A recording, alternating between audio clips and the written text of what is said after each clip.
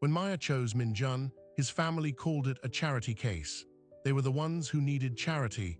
She picked the twin with empty pockets over the CEO, endured 5 years of their mockery.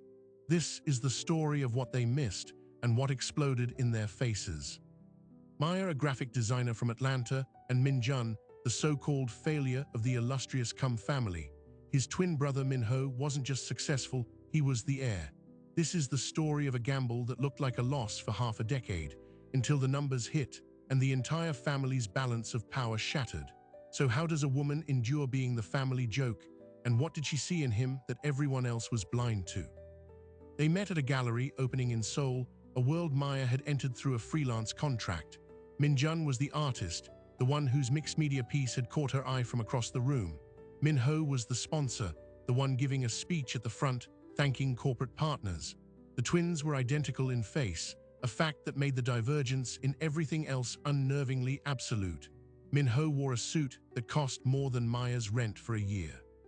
Min Jun wore paint-stained jeans and a look of detached amusement, as if the whole event was a mildly interesting anthropological study he was conducting on his own family.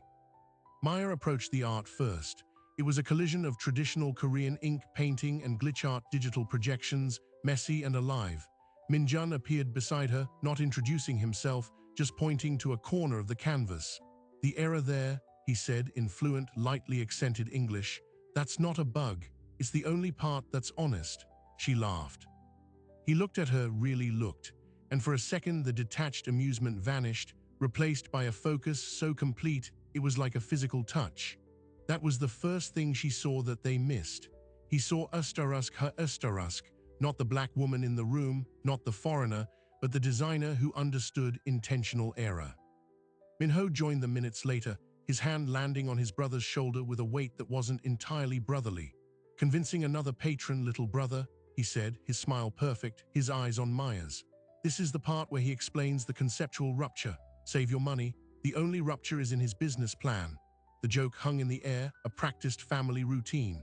Min Jun's shoulder tightened under the hand, but his face smoothed back into that amused mask. This was the second thing she saw, the performance.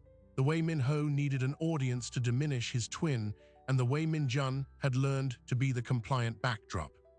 Their courtship was a quiet rebellion. While Min Ho was Aquarung, a smaller tech firm, Min Jun was converting a rented garage into a studio. While Min Ho's engagement to the daughter of a hotel chain was announced in the society pages, Min Jun was teaching Maya how to make jjajangmyeon from scratch, laughing when she burned the black bean paste. He had a philosophy, one that drove his family mad. He believed in building something that couldn't be bought. A skill, a connection, a piece of art with a genuine error in it. His trust fund, which was a fraction of Min Ho's, was his runway. He called it his oxygen tank for the deep dive. His family called it him burning through his safety net to play bohemian. The pressure on Maya was never crude. It was elegant, surgical. It arrived in the form of a lunch invitation from Mrs. Cum, the matriarch, at the family's penthouse. The table was set for a queen, the view of the Han River breathtaking. "You have such a vibrant spirit, Maya," Mrs. Cum said, pouring tea. "I admire it, truly. It must be so taxing to be so far from home, building a career. Stability is so important." Then she gestured to a portrait of Min Ho receiving an award. "A son who understands his position provides such peace of mind." The message was clear. Min Jun was not a position.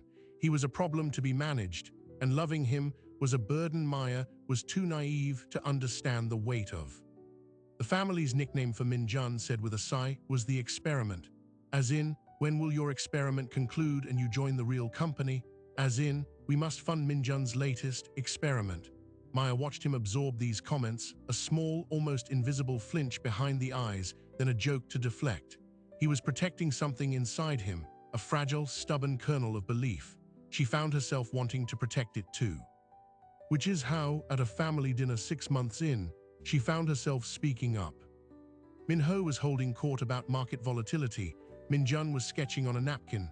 "At least some of us are building tangible value," Min Ho said, not looking at his brother, but the target was unmistakable. Mrs. Cum gave a patient, suffering smile. Maya put down her chopsticks. The sound was quiet but final. "Tangible isn't the only thing that has value," she said. The table went still. Some things have to be grown slowly, in the dark where no one's watching. That doesn't make them less, it makes them different. She was looking at Min Ho, but she was talking to the whole table, to the entire history of their disapproval. Min Jun, beside her, had stopped sketching. He was looking at her like she'd just spoken in a language he'd forgotten he knew. Later in his garage studio, surrounded by half-finished canvases and circuit boards, he asked her why. "Why what?" she said. "Why stand in front of that for me?" She took his paint-stained hand. "Because I looked at both twins that first night. One was selling a perfected version of the past. The other was trying to build a piece of the future, even if it was broken. I've never been afraid of broken things. I'm a designer. I see the blueprint in the cracks." Proposed a year later, with a ring he'd designed himself, a raw, uncut stone set in twisted platinum. It was nothing like the flawless diamond his brother had presented. It was their entire argument made tangible. The family's reaction was a masterpiece of controlled dismay. The wedding was small, paid for by Maya's savings and what was left of Min Jun's oxygen tank. Min Ho gifted them a lavish honeymoon package to Mauritius. It was a check, not a booking. A transaction. They didn't cash it. They went camping on Jeju Island instead. That refusal, that silent return of the check, was the declaration of war. The family's mockery shifted from condescending concern to something colder, more distant. Maya was no longer a naive foreigner. She was an active accomplice to the failure. For 5 years, the narrative held. Min Ho became CEO of Kum & Sons Holdings. His face was on magazine covers. Min Jun's deep dive consumed his trust fund. The startup he was building, an AI platform designed to help independent artists manage copyright and sales, was a ghost in the machine. He called it Canvas. To the family, it was a fantasy. They asked with faux curiosity, "How is the little art project?" at Thanksgiving. They'd offer Min Jun a sensible, mid-management role at the family firm every Christmas, a lifeline he kept refusing. Maya's graphic design business paid most of their bills in their modest apartment. She was the stable one, the practical one. The family saw this as her penance. The charity case working to support the charity case. The darkest point came in year 4. Min Jun needed one last round of funding to launch Canvas. A prototype was ready, but the well was dry. He went hat in hand to the family investment office. Min Ho chaired the meeting. The request was declined, not explosively, but with a gentle, devastating logic. "The market isn't there for this, little brother," Min Ho said, sliding the proposal back. "It's a passion project. We invest in scalable businesses. Let us help you in a way that actually helps." That night, Min Jun didn't come home until 3 a.m. He smelled of soju and defeat. He stood in their dark kitchen and said, "Maybe they're right. Maybe I've just been playing house this whole time." Maya held his face. "The error is the honest part," she whispered, repeating his words from the gallery. "Don't let them smooth you out." They mortgaged the apartment. Maya took on a brutal freelance load. It was the final, foolish bet in the eyes of the Kums, the ultimate proof of her poor judgment. At a cousin's birthday party, Maya overheard Mrs. Kum speaking to a relative. "It's tragic, really. She's tying herself to a sinking stone. Such a vibrant girl, wasted on Min Jun's experiment." The word no longer sounded like a sigh. It sounded like a verdict. But here is what the family, in their magnificent, polished blindness, failed to see.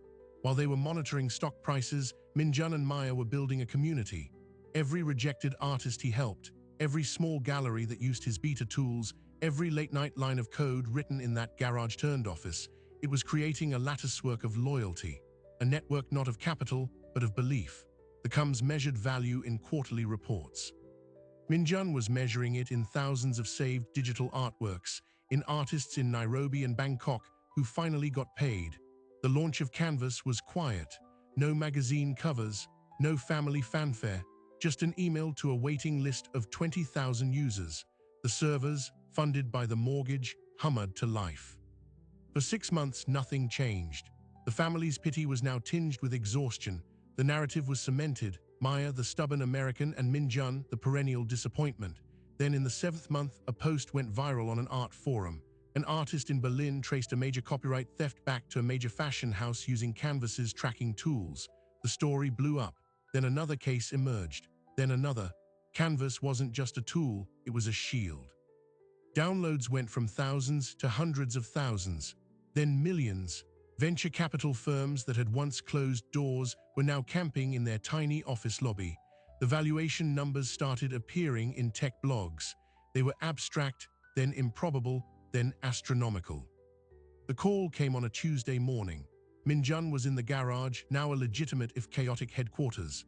Maya was at her desk, fielding a query from a major tech publication. His phone rang. It was his mother. Her voice, usually a study in measured calm, was tight-strained. Min-jun, there are reporters at the main house, asking about you, about Canvas. She paused. The numbers they are saying, are they true? He confirmed them, his voice flat. The silence on the line was the sound of a family's worldview disintegrating. She ended the call with a soft, I see. That was the first crack in the dam. But the flood, the total inversion of their 5-year reality, was triggered by someone else entirely. It came from Min-ho, the golden twin, the CEO, and his move wasn't one of congratulation. It was a declaration of a different kind of war. He made an offer. A buyout offer for Canvas so obscenely low, so blatantly insulting, that it could only mean one thing. He wasn't trying to acquire the company. He was trying to erase the brother who built it. The offer wasn't sent by a lawyer. Min-ho delivered it himself in person to the garage. It was a power play disguised as a family intervention. He stood amid the exposed brick and humming servers in a $5,000 suit, looking like a museum curator who'd wandered into a mechanic's shop. The document was brief. Cum & Sons Holdings offered to acquire 100% of Canvas for a sum that was less than Min-jun's initial seed funding. The cover story was consolidation and bringing the project into the family fold. The subtext was annihilation. Min-jun read it, then handed it to Maya without a word. She scanned the numbers, a cold fury settling in her stomach.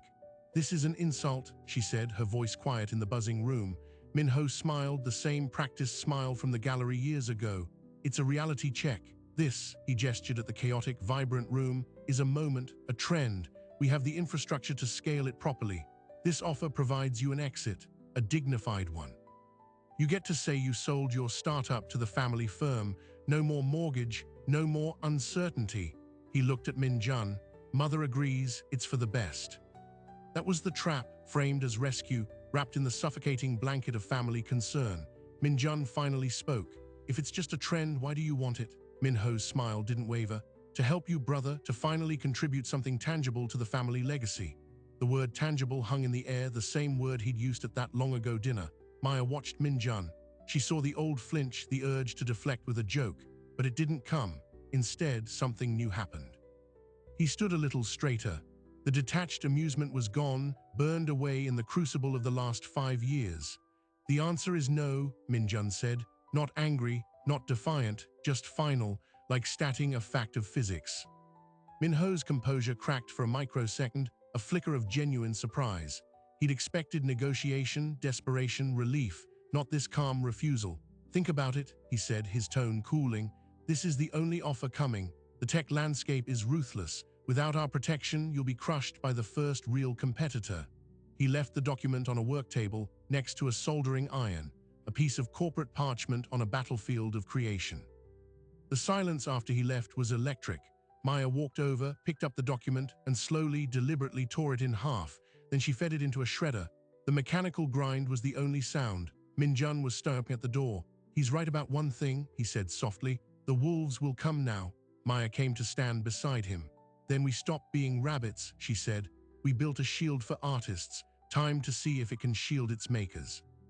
The refusal of the buyout was the match tossed into the dry tinder of family politics. The Cums private group chats, once filled with pitying updates on Min-jun's project, now erupted with a new anxious energy. The numbers from the tech blogs were undeniable. Their failure was suddenly, bafflingly, a unicorn, and he had rejected their lifeline. The narrative had to shift, and it did, in ugly, subtle ways. Stories began to circulate at the family's country club. That Min-jun's success was a fluke, built on luck. That Maya, the foreign wife, was the aggressive business mind pushing him into overreach. That the technology was probably borrowed or unstable. The charity case narrative was morphing into a rogue agent narrative. This is when the public arena became the battleground. A month after the buyout rejection, the Cum family's annual charity gala was held.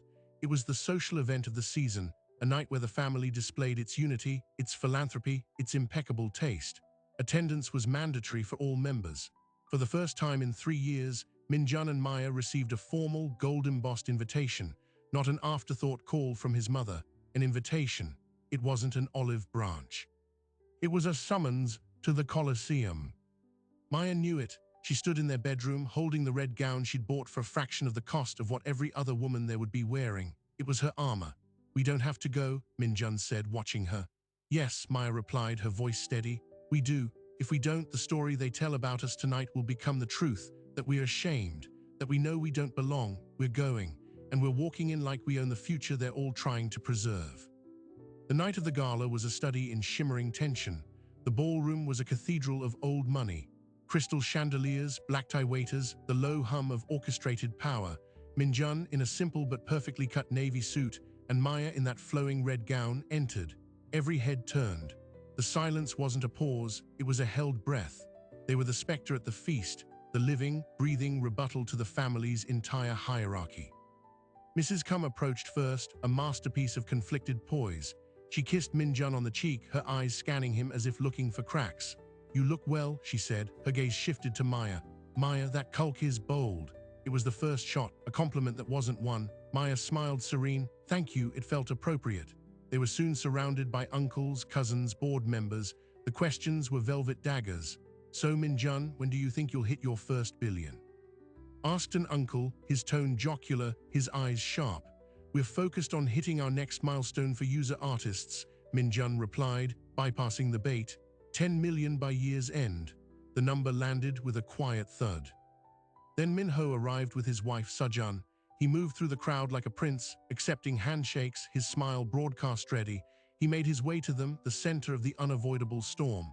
"Brother," Minho said, clapping Minjun on the shoulder, the familiar weighted gesture. "Glad you could make it. I was worried you'd be too busy counting your users." He turned to Maya. "Maya, always making an entrance." The subtext was clear: you are the entrance. The pivotal moment came during the silent auction. One of the lots was a weekend consultancy session with a leading tech CEO. The brochure featured Minho's smiling face. Bidding was brisk. Then, from the side of the room, Minjun's voice, calm and clear, called out a number. It was double the last bid. A ripple went through the crowd. He was bidding on his brother's time. Minho's smile froze. It was a move of breathtaking audacity. It said, "I value your advice at a premium." "I can afford it." The room watched, enthralled. Minho, trapped by the charity context, couldn't object. Minjun won the lot. As he went to sign the certificate, Minho intercepted him. The public mask was gone, replaced by a cold, quiet fury. "What is this?" Minho hissed. "A performance?" Minjun met his gaze, the first time he'd done so as an equal in a decade. "No," he said, just as quiet. "Due diligence. I want to understand the strategic thinking of the competition. I hear they're struggling to innovate." He walked away, leaving Minho visibly reeling. The entire exchange lasted 15 seconds, but it was a seismic event. The younger, failed twin had just publicly framed the Golden CEO as a rival, and a stagnant one at that. The car ride home was silent. Maya reached over and took Minjun's hand. It was trembling. The adrenaline was draining, leaving the raw nerve of a shattered, lifelong dynamic. "You were magnificent," she whispered. He leaned his head back against the seat.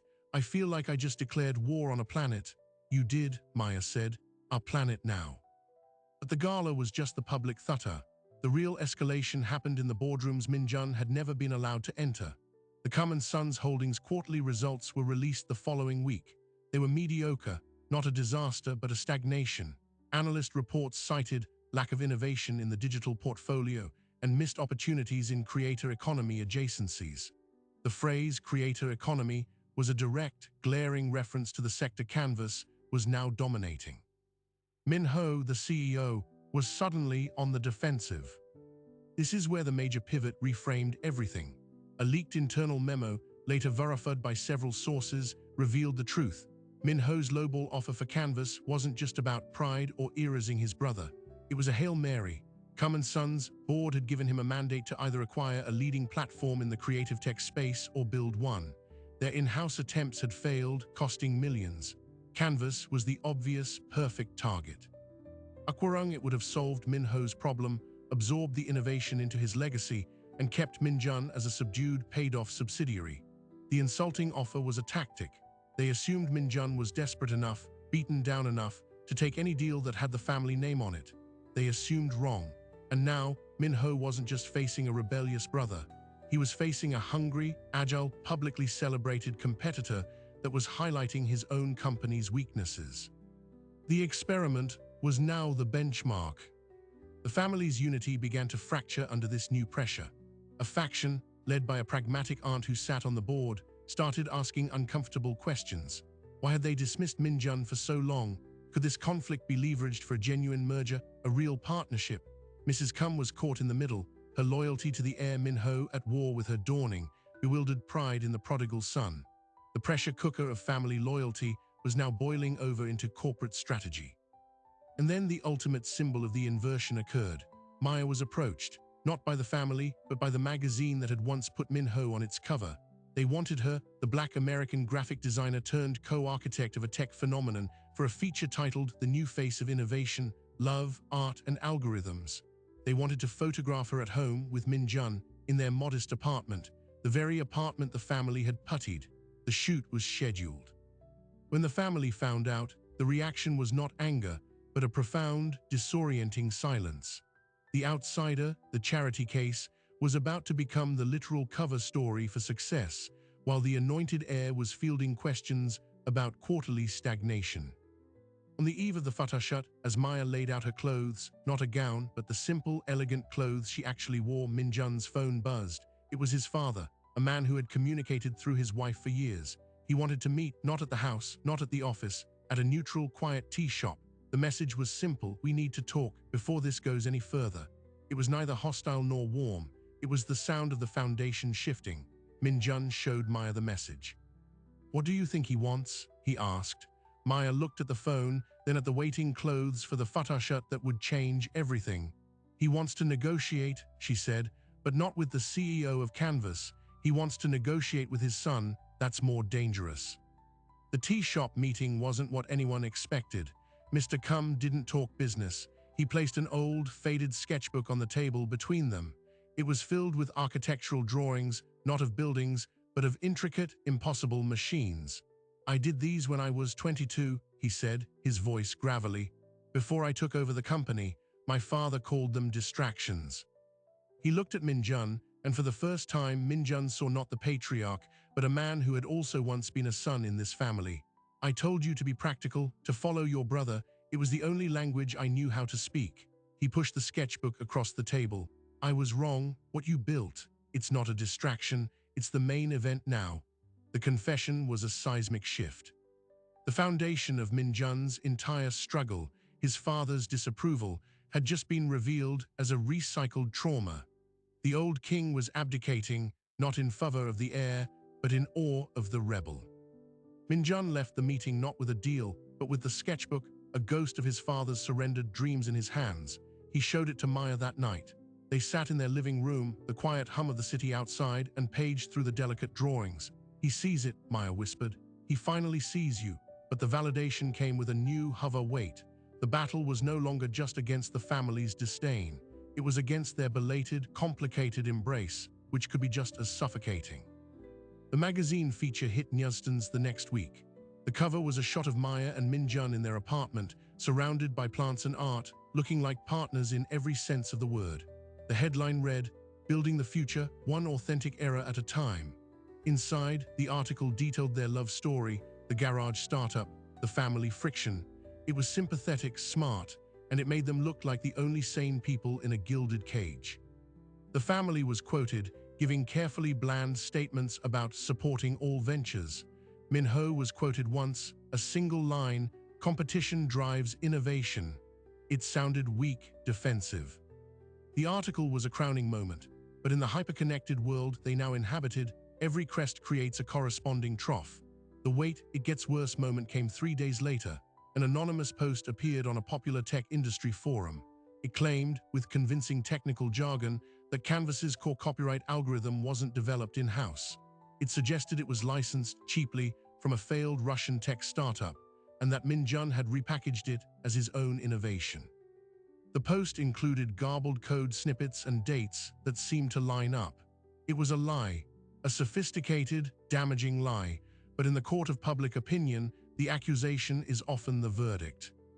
The story was picked up by a fringe tech blog, then by a larger one looking for controversy.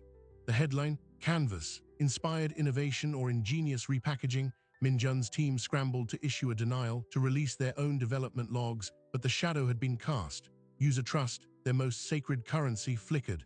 A few high-profile artists publicly questioned the platform. Venture capitalists who were in late-stage talks suddenly went radio silent. This wasn't family gossip. This was a targeted, professional hit on the company's integrity, and everyone knew where it had to have originated. Min Jun confronted Min Ho over a phone call that turned into a shouting match. "You did this," Min Jun accused. Min Ho's reply was cold, calm. "You're in the big leagues now, little brother. People talk. If your house is so clean, you have nothing to fear." He denied it, of course, but the attack had the fingerprints of someone who understood both technology and reputation warfare. The family, sensing blood in the water, retreated into a nervous silence. Even Min Jun's father's Nyafund solidarity seemed to waver under the pressure of a potential scandal.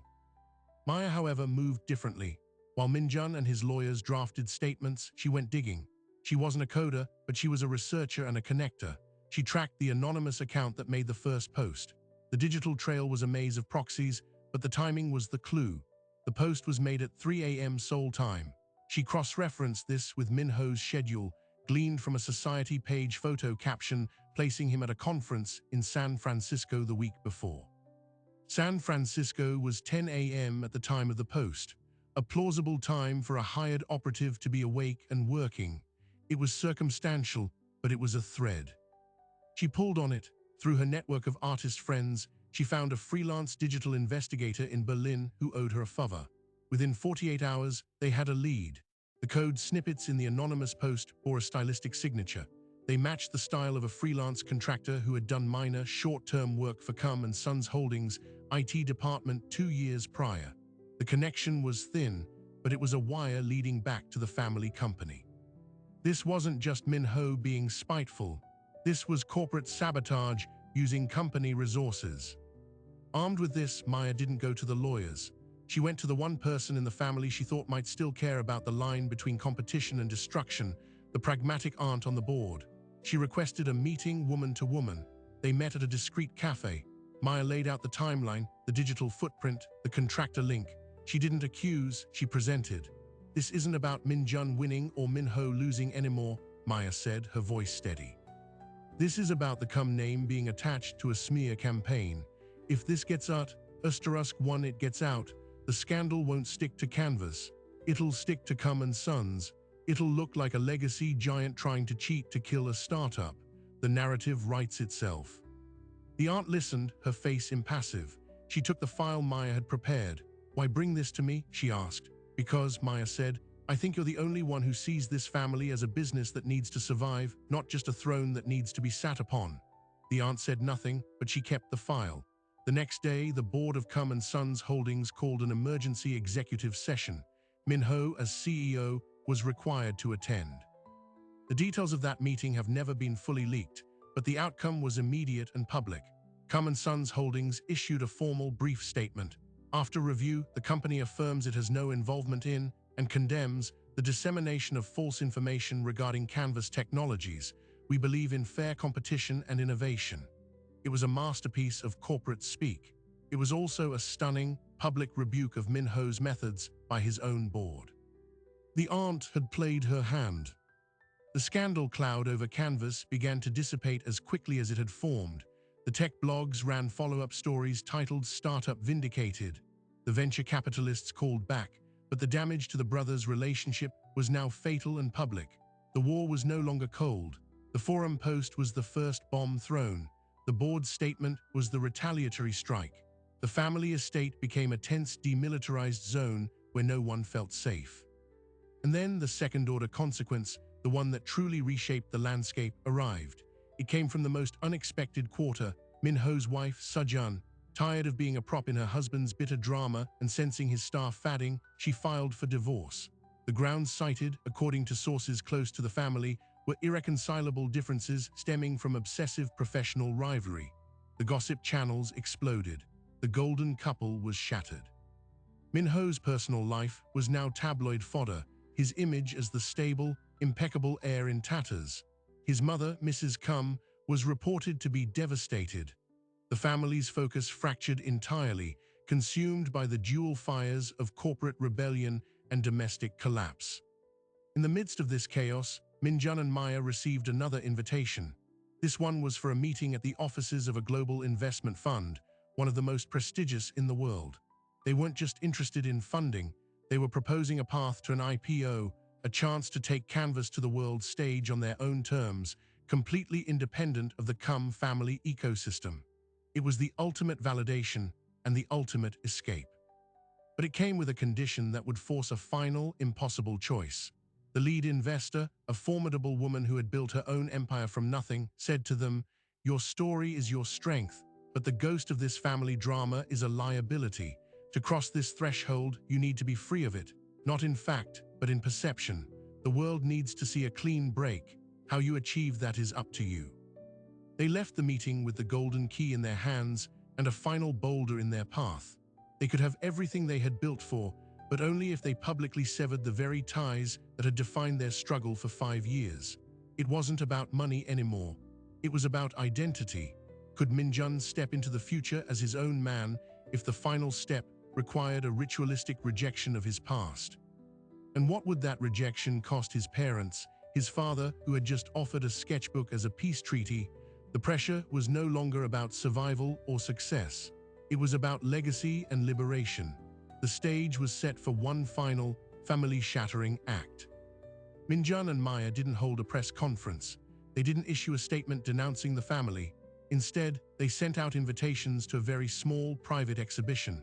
The venue wasn't a gallery or a corporate hall. It was the garage. The original garage, now cleaned but not sterilized, the scuff marks on the floor still visible, the old work tables arranged like altars. The invitation was simple, an exhibition of errors and beginnings.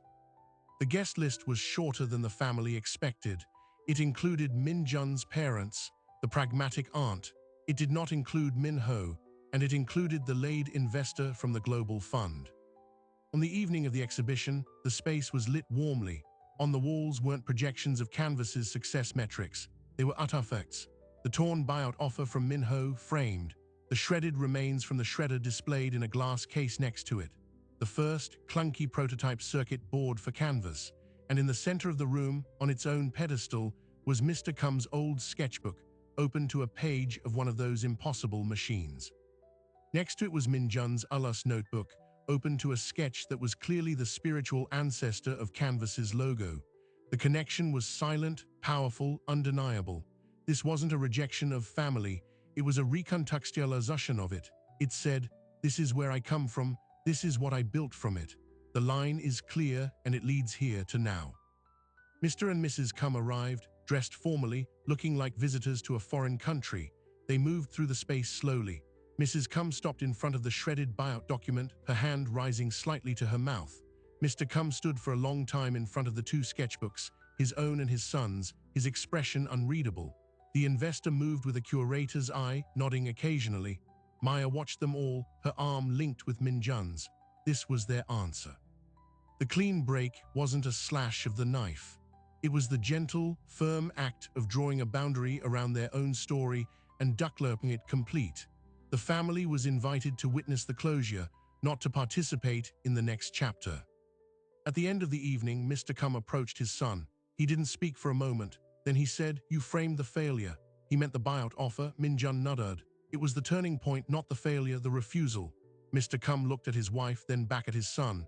"We misunderstood the assignment," he said, a quiet, profound admission. He didn't ask for forgiveness. He stated a fact. Then he turned to the investor, who was observing the exchange. "You are getting a man who knows the value of a no. That is rarer than a dozen yes men." The investor smiled, a genuine one. "I know," she said. The seal of approval was transferred, not through family connection, but through witnessed understanding. The IPO of Canvas Technologies happened 8 months later. It wasn't the biggest of the year, but it was one of the most storied. The prospectus famously included a line in its risk factors section that read, "The company's origin story, while a core strength, involves complex family dynamics that have been publicly documented." It was a bold, witty embrace of the very drama the investor had called a liability. It transformed the ghost into a guardian. The share price soared. Min-jun and Maya were now indisputably self-made billionaires. The charity case narrative was not just dead, it was fossilized, a quaint relic for business school case studies about perception versus reality. So what became of the family dynamic? The flip was absolute, but it was not a clean, happy reversal. Min-ho resigned as CEO of Cum & Sons Holdings 6 months after the IPO. The board, led by the pragmatic aunt, accepted his resignation to pursue other opportunities. The company, under new leadership, eventually entered into a genuine, arm's-length partnership with Canvas, licensing its technology for corporate use. It was a good deal for both sides. But Min-ho was not part of it. He moved to Singapore, largely out of the public eye. The envy in the thumbnail was prescient. It calcified into a permanent, bitter distance. The twin who had everything ended up defined by the one thing he couldn't have, his brother's authentic success. Mr. and Mrs. Cum now have 2 portraits in their home. The traditional one of Min-ho in his CEO glory days remains. Directly beside it, they've hung the magazine cover of Min-jun and Maya. The 2 images side by side tell the whole painful, redemptive family history. They visit Min-jun and Maya's new home, a spacious, art-filled loft, not a mansion, for Sunday dinners sometimes. The conversations are careful, polite, orbiting the past without landing on it. The mockery is gone. It has been replaced by a respectful, slightly bewildered caution. Maya is no longer the charity case or the rogue agent. She is the co-founder, the strategic mind, the woman their son built an empire with. The mother-in-law who once commented on her bold, kulki now asks her quietly for advice on updating the family foundation's website. But here is the final, surprising detail, the one that brings the story full circle to the core of why it works. A year after the IPO, Maya launched her own venture, separate from Canvas. It wasn't in tech. It was a small, fiercely curated grant foundation for mixed-race artists, specifically those exploring themes of dislocation and belonging. The first gallery show it funded was in Atlanta, and the artist she chose for the inaugural exhibition. A promising, unconventional Korean-American painter who worked with found materials and digital glitches. His name was Leo. He was Min-ho's son from his failed marriage, a young man who had quietly reached out to his Aunt Maya, inspired by her story. Maya had seen his work online, seen the familiar frustration with pristine legacy, and recognized a kindred spirit. She didn't do it for Min-ho, she did it for the kid. But in doing so, she performed the ultimate act of vindication. She became the patron, the believer, the safety net for the next generation of the very family that had doubted her. The charity, in the end, flowed in the opposite direction. Maya chose the twin with empty pockets and a head full of dreams. For 5 years, she wore the label of poor judgment like a crown of thorns. She endured the elegant slights, the pitying glances, the relentless narrative of her own supposed mistake. What did she see that they were blind to? She didn't see a failure. She saw an uncut stone. She saw a man whose value system wasn't indexed to the family's stock price. She saw the blueprint in the cracks. Her gamble wasn't on a startup. It was on a person, and when that person creation exploded into the world, it didn't just make them rich. It rewrote the rules of the game. It proved that the most valuable things are often built in the dark, away from the spotlight, by people who have been told they're doing it wrong. The family's mockery was the friction that polished the stone. Their disbelief was the wind against the wings. In the end, Maya didn't just get the last laugh.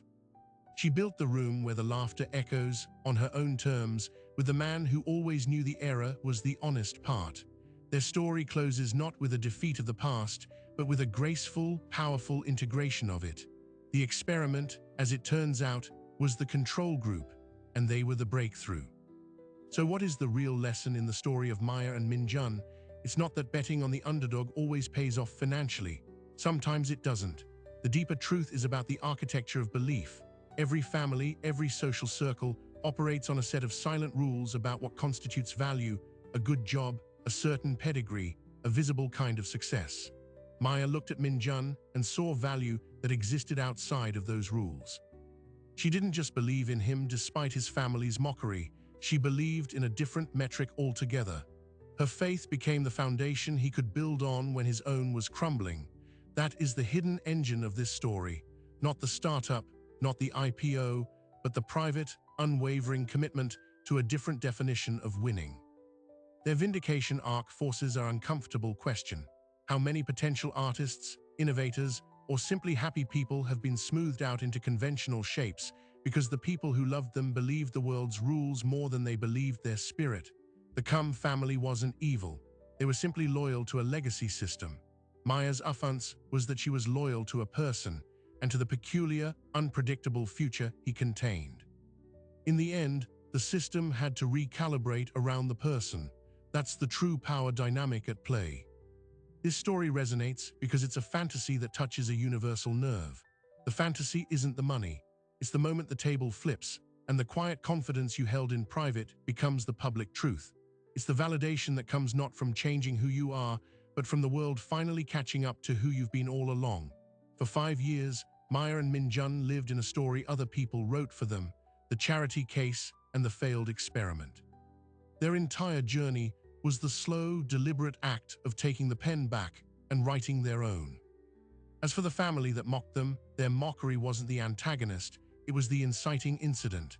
It provided the pressure that formed the diamond. But the cost of being that pressure is the lingering distance, the unspoken regrets around a dinner table that will never fully be comfortable again. Victory, this story reminds us, is almost always a bittersweet symphony. You gain a world, but you lose the old map that told you where you stood in it. So we leave them here, Minjun in his loft, not a garage, but with the same spirit of creation humming in the walls. Maya building a new legacy of patronage that reaches back to heal the very lines that fractured. They are not just a success story. They are a case study in the courage to define your own terms and the profound resilience required to wait for the world to agree. If this story reminded you of a time you bet on something or someone the world didn't value, tell us about it in the comments. We want to hear your chapters. And if you know someone who needs this reminder to trust their own metric, share this with them. Like, subscribe, and join our community where we unravel the real stories behind the facades, because the most compelling narratives are always the ones someone tried to write off. Thanks for watching.